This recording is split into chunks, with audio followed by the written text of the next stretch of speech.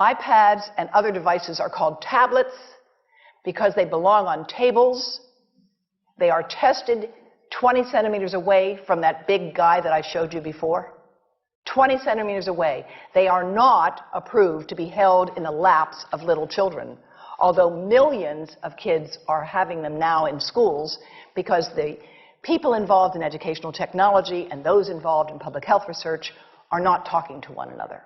Because if they were, they would understand that you're giving children a two-way microwave radiating device, and if you must give them such a device for learning purposes, put it on airplane mode so that it's not sending and receiving signals as it does otherwise. Now, this is some new modeling, again, that we've developed with colleagues in Brazil, and we can share with you how we've done it.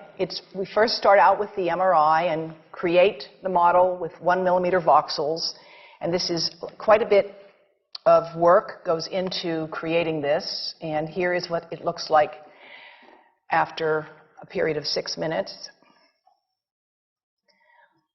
And that's really not as bad as it might look because you see the red area only gets partway through the eye of the adult, right? The one that we're really concerned about is this one with the young child. And this is a 3-year-old brain that we modeled. And you see that by the end of that 6-minute call, the peak radiation, yellow and red, is getting all the way into almost both eyes. And again, this is one call, and it's not going to kill anybody. It may not cause any biological effect whatsoever for 1 call or 2 calls or 3 calls. But the question is, what's the cumulative impact of this kind of exposure? How do we evaluate it? And I want to show you an example of some of the work that we are doing now that I'm releasing here for the first time. And this is a modeled microwave radiation dose of a 6-year-old with greater levels to the frontal and temporal lobes, eyes and cheek. And watch this here. Now, yellow, white, and red are the hottest, all right? And if you look carefully, you will see it's going into the eye, the nose. Do it again, just so you'll get to see it. And partly into the brainstem. Now, that's just showing you that there's going to be some exposure into that area of a young head. It doesn't tell you that there's any biological effect, right? Now, the next slide is going to show you something that might be of interest to students and faculty here. And that has to do with exposure to the reproductive organs. We call them the gonads. I think you say the testicles, and bone marrow. And look here at the radiation as it gets into the groin area. And that's just from having a mobile phone modeled into the pocket. And this, again, is based on a normalized SAR with I think we had a dipole antenna. Now, the breast. The breast is mostly fat, contains a lot of fluid. Things that contain fat and fluid cook faster in the microwave oven. Now, a cell phone can't cook anything, all right? Mobile phones do not pop popcorn. That was a fraud. They don't make any heat that we know of, otherwise they wouldn't be permitted. But they do go through things that contain fat and fluid.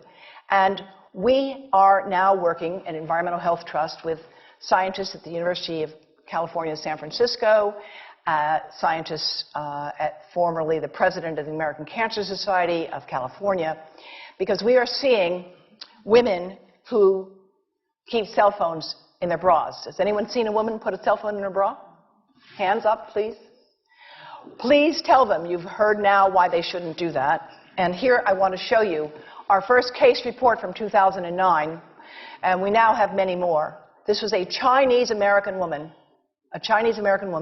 who used her cell phone 4 hours a day in her bra for 10 years while she was driving. Now, and you drive with a phone on your body. The phone is smart. It's going to go from one tower to another, and it's going to say, here I am, where are you, here I am. And it's going to be going to max power each time it moves from one cell tower to another. And there it was right next to her chest. And the tumors that developed right under the antenna of the phone. unusual tumors. But in the meantime, people have a right to know how you can minimize exposure.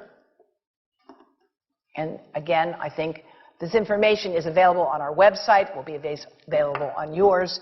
Remember, if you have to give a phone to a child, put it on airplane mode.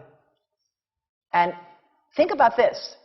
That microwave oven, it works because there's a metal box around the microwave signal, and the signal pings all over the place. Next time you get into an elevator or a train for any length of time, put your phone on airplane mode. Otherwise, that signal is going all over the place, magnifying and coming back. Keep the mobile phone away from you when it's on and you are asleep. Now, it takes a village to do a lot of things. These are some of the people whose materials I've used today with their permission, and I can't read this list to you, but I want you to know that I feel really honored to be working with some of the most talented people in the world on this issue. And they have given me permission to share these materials with you. And I leave you with this thought from Albert Einstein.